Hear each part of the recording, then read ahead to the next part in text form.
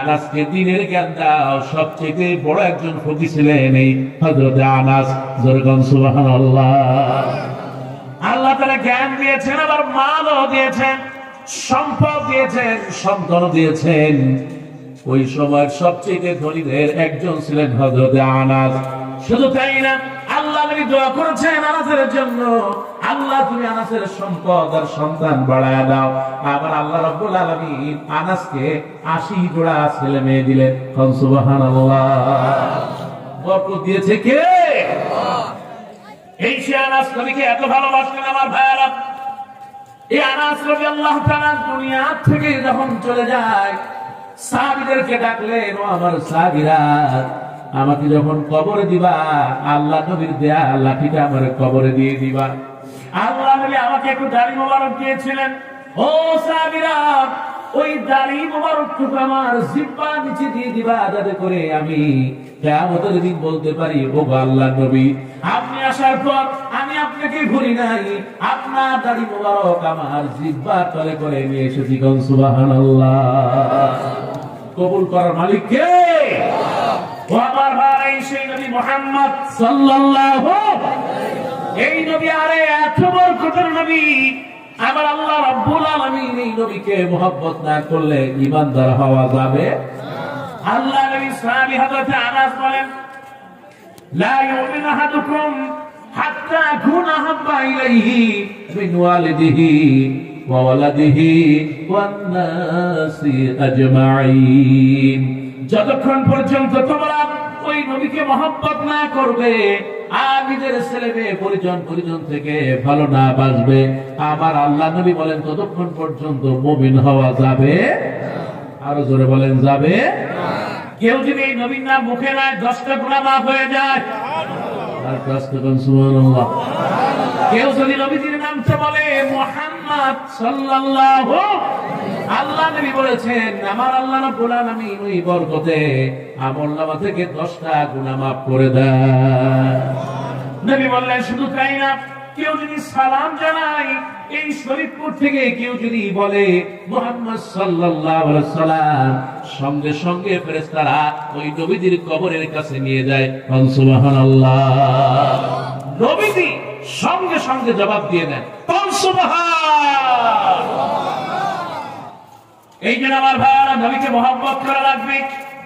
কিন্তু আজ এই সমাজে এক শ্রেণীর মানুষ আছে যারা নবীকে তো মহব্বত করেই না, বরং তারা নবীর পরেও নবী আছে এমন দাবি করে। কতক্ষণ মুসলমান কাদিয়ানীরা আছে না?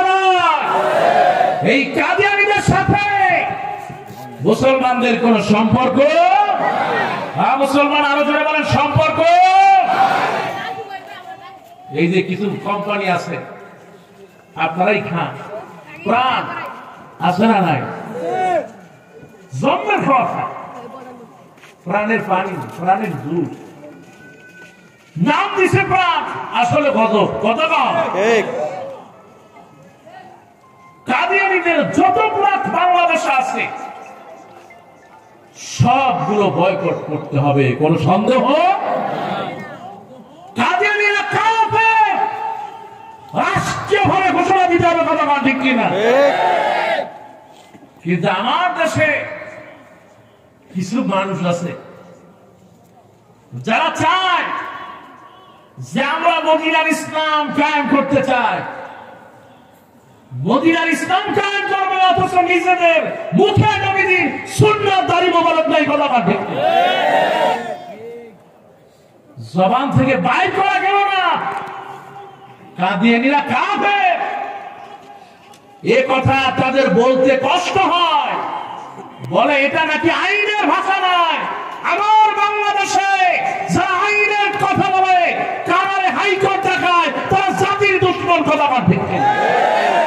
এদের সাথে কোন সম্পর্ক? কাদিয়ানীরা কাফের, কাফের, কাফের। যারা বলেন ঠিক কিনা? এতে কারা কারা দিয়েছি, তুই হাত তুলে দেখা।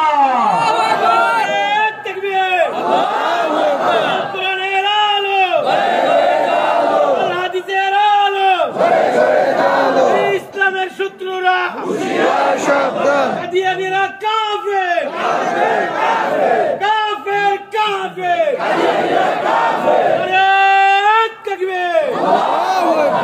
আল্লাহ তুমি কবুল করো বলে আমিন।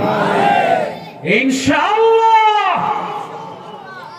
এই জমিনে আইন পাস করতে হবে আগামী সংসদে। নবীর পরে কোন নবী নাই, আবার বলেন নবীর পরে কোন নবী নাই। আর নবীকে যারা অপমান করবে তাদেরকে ফাঁসি চাই, কথা বল মুসলমান যারা ঠিক কিনা? আল্লাহ রাসূলকে গালি দেবে তাকে বচেই ফাঁসিতে ঝোলাতে হবে, ঠিক কিনা? আমার ভাই সেই নবী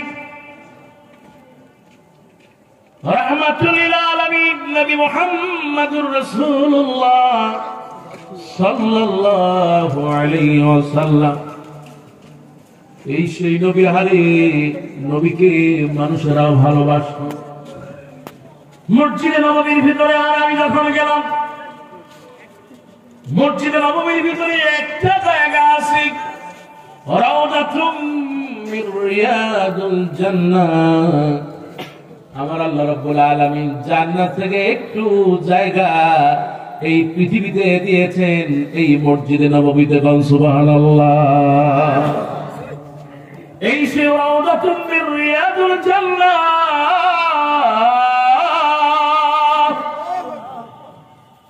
আমার ভারত মাত্র কি বলি মা, দুনিয়া যত কষ্ট থাকুক না কেন গো মা, দুনিয়ায় যদি কোনো ইচ্ছা থাকে গো মা, দুনিয়ায় যদি কোনো আশা থাকে, দুনিয়া যদি কোনো কষ্ট থাকে মা, দুনিয়ায় যদি কোনো চাওয়া পাওয়া থাকে, রাউদাতুম মির রিয়াদুল জান্নাহ গিয়ে আল্লাহর কাছে বলো, কবুল করবেন কে?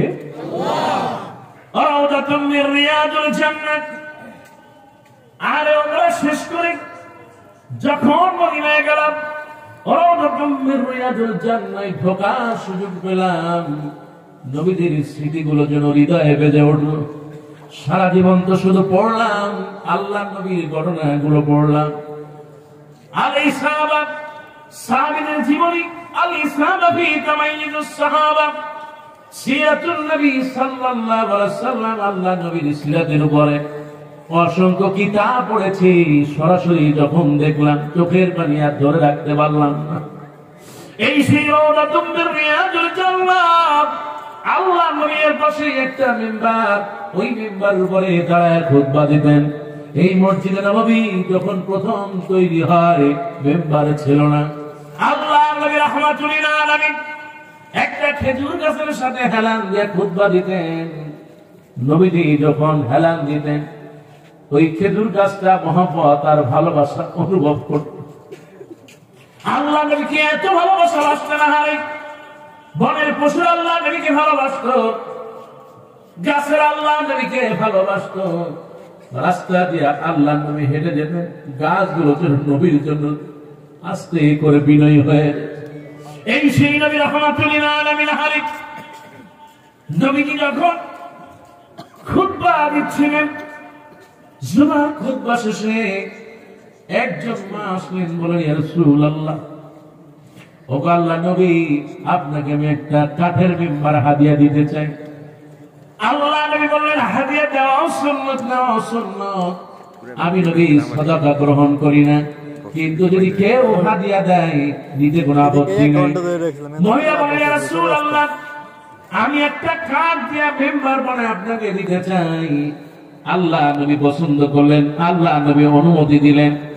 আল্লাহ নবী বিশ্ব নবী যখন অনুমতি দিলেন, কাঠের মিম্বারের উপরে দাঁড়ায় পরের সময় খুতবা দেওয়া শুরু করলেন।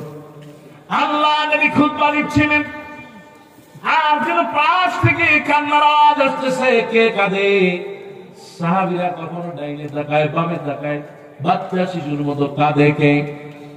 কেউ তো কাঁদছে না। হারে আল্লাহ নবী এবার লক্ষ্য করলেন, ওই যে খেজুর গাছটা, সেই খেজুর গাছের সাথে হেলান দিয়া আল্লাহ নবী খুতবা দিয়েছিলেন, ওই খেজুর গাছটা কাঁদে। আল্লাহ নবী এবার খেজুর গাছের কাছে গিয়া বলেন, খেজুর গাছ কি ব্যাপার, কাঁদো কেন? আমার আল্লাহ রাব্বুল আলামিন খেজুর গাছটার জবান খুলে দিয়েছেন। আল্লাহু আকবার। আমার আল্লাহ নবী বিশ্ব নবী রাহমাতুল লিল আলামিন খেজুর গাছকে যখন জিজ্ঞেস করেন কাঁদো কেন, খেজুর গাছ বলতেছে ও আল্লাহর নবী আমি আপনার বিরহে কাঁদতেছি। নবী গো এতদিন পর্যন্ত আপনি আমার গায়ে হালাল দিয়ে খুতবা দিয়েছেন, আপনার স্পর্শ আমাকে বিমোহিত করেছে ও আল্লাহর নবী, কিন্তু আজকে যখন আপনি আমার থেকে আলাদা হয়ে গিয়েছেন আমার যে কষ্ট হয়, আমার হৃদয় ভাঙা, এই হৃদয় আর কষ্টের কারণে ও আল্লাহর নবী আমি চুপ থাকতে পারি নাই, আমার জবান থেকে কান্নার আওয়াজ বেরিয়ে গেছে। জোরে বলুন সুবহানাল্লাহ। আল্লাহ নবী বলেছেন খেজুর গাছ কেঁদো না, আমি আল্লাহ নবী বিশ্ব নবী বলেছি তোমার প্রতি মানুষের মহব্বত এখন থেকে আমার আল্লাহ রাব্বুল আলামিন আরো বাড়ায় দিবে। এই জন্য যারা আরব দেশে যায় অধিকাংশ মানুষ আজওয়া খেজুর কিনে নিয়ে আসে। জোরে বলুন সুবহানাল্লাহ। একটা গাছ নবীকে ভালোবাসলো, বনের হরিণ নবীকে ভালোবাসলো, আহারি শিশুর আল্লাহ নবীকে ভালোবাসলো, বৃদ্ধর আল্লাহ নবীকে ভালোবাসলো, মহিলার আল্লাহ নবীকে ভালোবাসলো। কিন্তু আজ এই পৃথিবীতে অনেক নাস্তিক আর মুনতাজিরা আল্লাহ নবীকে পছন্দ করে না। জোরে বলেন ঠিক কিনা? আল্লাহর এই জমিনে যারা রাসূলের বিরোধিতা করবে তাদের সাথে কোনো সম্পর্ক থাকবে না। আমার ভাইরা এই সেই নবী রাহমাতুল লিল আলামিন, আল্লাহ রাব্বুল আলামিন বলেন মা কানা মুহাম্মাদুন আবা আহাদিম মির রিজালিকুম, এই সেই নবী যিনি তোমাদের কোনো পিতা নয়। আমার আল্লাহ রাব্বুল আলামিন তার পরিচয় করে দিয়েছেন ওয়া খাতামান নবিয়্যিন, তিনি হলেন শেষ নবী। সুবহান। শেষ নবীর মর্যাদা কতটুকু একটু তাকায় দেখেন। চলে যান হযরত ঈসা আলাইহিস সালাম, আল্লাহর কাছে বলেছেন রব্বুল আলামিন আহারে নবী না হয়ে যদি শেষ নবীর উম্মত হতাম তাহলে ভাগ্যটা খুলে যেত। আমার আল্লাহ রাব্বুল আলামিন দোয়া কবুল করেছেন। জোরে বলুন সুবহানাল্লাহ। আপনার মর্যাদাটা কেমন একটু খেয়াল করেন। নবীজি কবরের পাশ দিয়ে হাঁটতেছেন আর দোয়া করতেছেন, তোমরা যারা আছো তোমাদের পরে আমরা আসতেছি। এবার সাহাবীরা বলতেছেন ইয়া রাসূলুল্লাহ ইয়া হাবিবাল্লাহ আমরা তো আপনার প্রিয় মানুষ। নবীজি বললেন সাহাবীরা শোনো, তোমরা আমার প্রিয় মানুষ ঠিক আছে, তবে আমার ভাইয়েরা তারাও আছে, তারাও এক সময় কবরে আসবে। এবার আল্লাহ নবীকে প্রশ্ন করেন ইয়া রাসূলুল্লাহ আপনার ভাই কারা? সুবহানাল্লাহ। ইয়া রাসূলুল্লাহ কারা আপনার ভাই? নবীজি বললেন শেষ জামানায় আমার এমন কিছু উম্মতেরা থাকবে শত কষ্ট হোক আর নির্যাতন হোক তারপরও তারা আমার সুন্নাতের আমল করবে। যারা আমার সুন্নাতের আমল করবে, আল্লাহ নবী বিশ্বনবী বলেছেন সাহাবীরা তোমরা 50 জন সাহাবীর যেই মর্যাদা শেষ জামানায় যারা সুন্নাত আঁকড়ে ধরবে ওই 50 জন সাহাবীর চাইতে তার মর্যাদা বেশি। এত আস্তে কেন? জোরে বলো সুবহানাল্লাহ। ও আমার মায়েরা খেয়াল করে কোন সে নবী? নবী মুহাম্মদুর রাসূলুল্লাহ সাল্লাল্লাহু আলাইহি ওয়াসাল্লাম। এই সেই নবী স্ত্রীদেরকে ভালোবাসতেন আর মহব্বত করতেন। আল্লাহ নবীর জীবনে সবচেয়ে বেশি নবীজি যাকে ভালোবাসতেন তিনি আর কেউ নন, আল্লাহ নবীর স্ত্রী হযরত খাদিজা। এই সেই খাদিজা হারিক নবীজি মসজিদে নববীর ভিতরে দোয়া করতেছেন নামাজ শেষে। আমাদের হযরত আয়েশা রাদিয়াল্লাহু তাআলা আনহা তিনি বলেন ও আল্লাহর নবী আপনি একজন বুড়ি মহিলার জন্য এমনি করে চোখের পানি ধরতেছেন, আমার কিছুই তো বুঝলাম না। সাধারণত আমাদের দেশে 2 জন স্ত্রী থাকলে একজন আর একজনের প্রতি একটু নারাজ থাকে, ঠিক কি না? রাসূলের জামানা রাসূলের 11 জন স্ত্রী ছিলেন। আল্লাহর নবী মা খাদিজা ছাড়া যতদিন মা খাদিজা ছিলেন রাসূল আর দ্বিতীয় বিয়ে করে রাসূলুল্লাহ সাল্লাল্লাহু আলাইহি ওয়াসাল্লাম মা খাদিজার ইন্তেকালের পর তারপরে বিয়ে করলেন। 3 বছর পর বিয়ে করলেন আম্মা জান আয়েশা রাদিয়াল্লাহু তাআলা আনহা। এই সে আম্মা জান আয়েশা রাদিয়াল্লাহু তাআলা আনহা নবীজি যখন মসজিদের ভিতরে দোয়া করতেছেন আর কাঁদতেছেন, আম্মা জান আয়েশা বলেন, ইয়া রাসূলুল্লাহ, ইয়া হাবিবাল্লাহ, আপনি কি জন্য একজন বুড়ি মহিলার জন্য কাঁদতেছেন? কিছুই তো বললাম না। নবীজি বললেন, ও সাহাবীরা, ও আমার স্ত্রীরা, তোমরা চিনতে পারো নাই কে এই খাদিজা? তোমরা সবাই আমার সুখের দিনের স্ত্রী, কিন্তু এই খাদিজা হলো আমার সবচেয়ে কষ্টের দিনের স্ত্রী। দরকার সুবহানাল্লাহ। ও আমার ভাইরা, এই খাদিজা রাদিয়াল্লাহু তাআলা আনহার মর্যাদা আল্লাহ নবী এমন ঘোষণা করলেন, বিশ্ব নবী বলেছেন, আফদালুন নিসাই আহলিল জান্নাহ আরবা, জান্নাতের ভিতরে শ্রেষ্ঠ রমণী হলো 4 জন। জোরে বলেন, 4 জন। জান্নাতের ভিতরে শ্রেষ্ঠ রমণী 4 জন। আল্লাহ নবী বলেছেন, 1 নম্বরে যিনি জান্নাতে যাবেন তিনি আর কেউ নন, ফেরাউনের স্ত্রী হযরত আসিয়া। ফেরাউনের স্ত্রীর নাম আসিয়া। আল্লাহ নবী বলেছেন, মা তোমাকে বলি মা, 2 নম্বরে যিনি জান্নাতে যাবেন তিনি আর কেউ নন, আল্লাহ নবীর স্ত্রী হযরত খাদিজা। 3 নম্বরে জান্নাতে যাবে কি? আল্লাহ নবী বলেছেন, 3 নম্বরে যিনি জান্নাতে যাবেন আমার আল্লাহ রাব্বুল আলামিন তাকে অনেক মর্যাদা দিয়েছেন। কোরআনুল কারীমে তার জন্য একটা সূরা নাযিল করেছেন। যেরকম সুবহানাল্লাহ। এই সেই নারী আহারে আমার আল্লাহ রাব্বুল আলামিন শুধু তার জন্য নয়, বরং আমার আল্লাহ রাব্বুল আলামিন তার মায়ের জন্য একটা আয়াত নাযিল করলেন। আমার আল্লাহ রাব্বুল আলামিন কোরআনুল কারীমে একজন দাদির কথা উল্লেখ আছে, একজন নারীর কথা আল্লাহ রাব্বুল আলামিন উল্লেখ করেছেন, তিনি আর কেউ নাই, হযরত ঈসা আলাইহিস সালামের নানী। যেরকম সুবহানাল্লাহ। ঈসা আলাইহিস সালামের নানী মরিয়ম আলাইহিস সালামের কি হয়? সুবহানাল্লাহ। সুবহানাল্লাহ। আল্লাহ পাক ঈসা আলাইহিস সালামের নারীর কথা বলেন। আমার আল্লাহ রাব্বুল আলামিন ফেরেশতা পাঠালেন আর বললেন, আপনার তো সন্তান হবে। এবার বুড়ি মানুষ, তিনি মুখটারে 2টা থাপ্পড় দিলেন। তোবা তোবা, কই আমার বাচ্চা, আমি বুড়ি মানুষ, আমার হাত পা সব শুকিয়ে গেছে।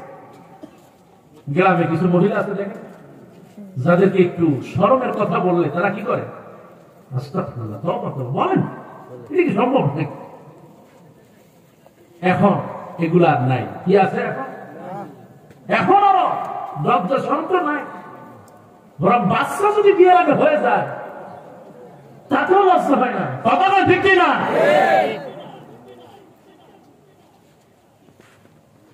অসুবিধা নেই, ডাক্তার পরিচিত আছে। আল্লাহ আল্লাহ আল্লাহ আল্লাহ জাতিকে হেফাজত করো বলে আমি আর জোরে বলেন না আমি। এবার ঈসা আলাইহিস সালামের নানী মুখ ফাটাচ্ছেন আর বলতেছেন, আল্লাহ এটা কি করে? এবার ফেরেশতা বলতেছে, আমার আল্লাহ রাব্বুল আলামিন এমনি করেই চাই, আমার আল্লাহ রাব্বুল আলামিন আপনাকে সন্তানের মা বানাবেন। জবান খুলে বলুন সুবহানাল্লাহ। বয়স 110 বছর হয়ে গেছে, চামড়াগুলো শুকিয়ে গেছে, রগগুলো দেখা যায়, চুল পেকে গেছে। আরে বুড়ি মহিলা, কিন্তু আমার আল্লাহ রাব্বুল আলামিন সন্তান দেওয়ার মালিক। জোরে বলেন কে? আল্লাহ রাব্বুল আলামিন সূরা বুরুজের ভিতরে বলেন, ফাআলুল লিমা ইউরিদ। আমার আল্লাহ রাব্বুল আলামিন যদি চায় সন্তান দিতে পারেন। বয়স আল্লাহর কাছে কোনো বিষয় না, বাবাও লাগে না, সন্তান দেওয়ার মালিক তিনি কে? এই সেই আহারে আল্লাহর নবী হযরত ঈসা আলাইহিস সালাম, এই সেই নবী, এত মর্যাদার একজন নবী। দুনিয়ায় 5 জন শিশু দুনিয়ায় কথা বলেছেন। আমি যখন আরে ফেরাউনের বাড়ি গেলাম, সবচেয়ে মনে পড়ে গেল, আরে মনেছে আছে আপনাদের নিশ্চয় এই সেই হযরত ঈসা আলাইহিস সালাম মনে পড়ে গেল। আরে ফেরাউনের বাড়ি যখন গেলাম মনে পড়ে গেল, আরে সবচেয়ে বেশি এই মাসিয়ার কথা। আমি যখন দূর পাহাড়ে গেলাম সবচেয়ে মনে পড়ে গেল এই মরিয়ম আলাইহিস সালামের কথা। সুবহানাল্লাহ। আল্লাহ রাব্বুল আলামিন এই মরিয়ম আলাইহিস সালামকে 3 নম্বরে জান্নাতে দিবে। সুবহানাল্লাহ।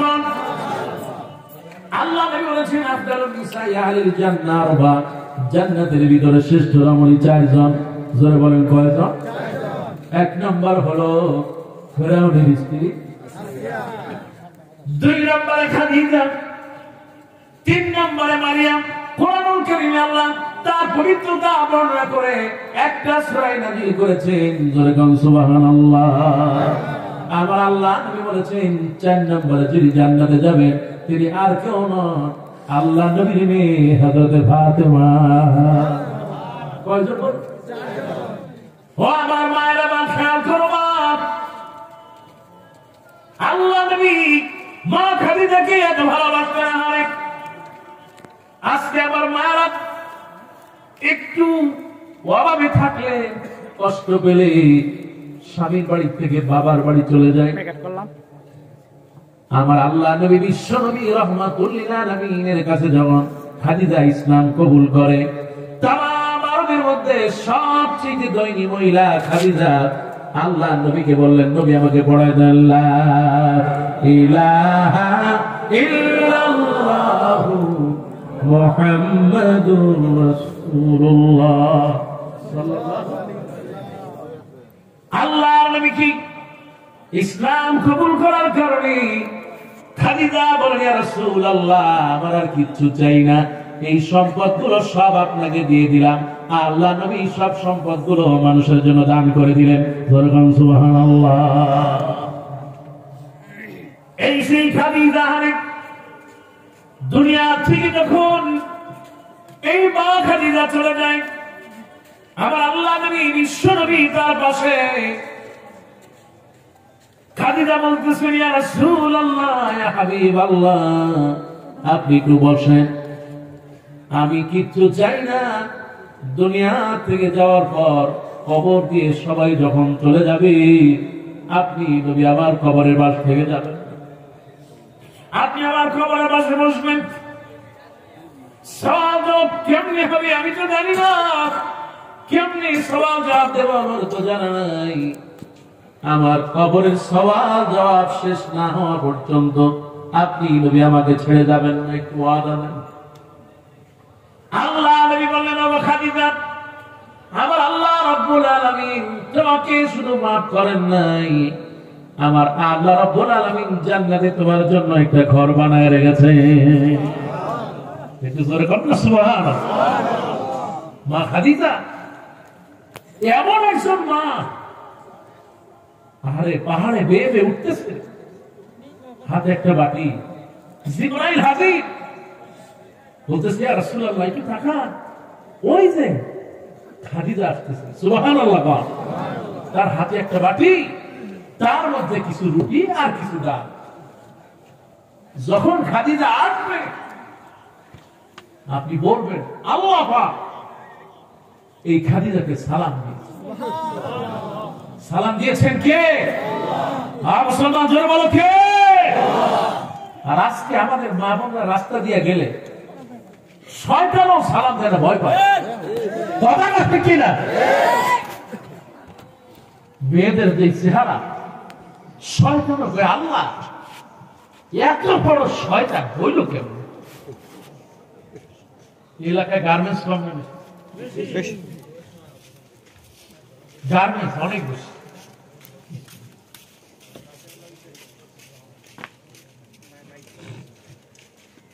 গার্মেন্টসের যারা শ্রমিক, আল্লাহ তাদেরকে ভালোবাসেন, বরকত দিন বলে আমিন। আর তো জোরে কর না আমিন। তারা পোশাক বানায় বিধাই আমরা পোশাক পরতে পারি, আলহামদুলিল্লাহ। তারা পোশাক বানায় বিধাই বিদেশিরা যায়, ওই পয়সা আসে তাই দিয়ে আমাদের টাকা ঘরে। কথা কম। এই জন্য গার্মেন্টস শ্রমিকদের গার্মেন্টসে চাকরি করে বইলা তাদেরকে চক্ষুটা বাঁকা করার কোন সুযোগ, তারা কাজ করে বরকত দেন কে? কিন্তু গার্মেন্টসের মালিকরা বরকত দিতে চায়, খালি লস লস লস। হুজুর করেন না, খালি লস, মুখে বলে লস, দুবাই বাড়ি। ঠিকই না? মুখে বলে লস, প্রত্যেক 6 মাসে 3 মাসে গাড়ি পাল্টায়। কথা কর, মুখে বলে লস, নিজের একটা গাড়ি, বউয়ের গাড়ি, ছেলের গাড়ি, তারপরে চুল কাটাইতে চলে যায় সিঙ্গাপুর। কথা কর, মুসলমান ঠিকই না? আল্লাহ পাক এই জালেমদেরকে ক্ষমা করবে? মুসলমান জোরে বলেন করবে? যারা গার্মেন্টস শ্রমিকদের রক্ত চোষা পানি খায়, আল্লাহর কাছে একদিন জবাব দিতে হবে। কথা কর, ঠিক কিনা? এই শ্রমিকদেরকে যারা নির্যাতন করে, জুলুম করে, বেতন পায় সামান্য কয়টা, তাও আবার 1 মাস 2 মাস 3 মাস বাকি। ওই যে আমার হুজুর বলেন 5 মাসের বাকি আছে না নাই? মুসলমান কথাটা ঠিক না? সামান্য বেতন পায়, তাই দিয়ে সংসার চলে, তাও যদি 5 মাস বাকি থাকে, এর চাইতে জালেম আর হতে পারে? আল্লাহ জালেমদেরকে হেদায়েত দাও বলে আমিন। আর একটু জোরে বলেন না আমিন।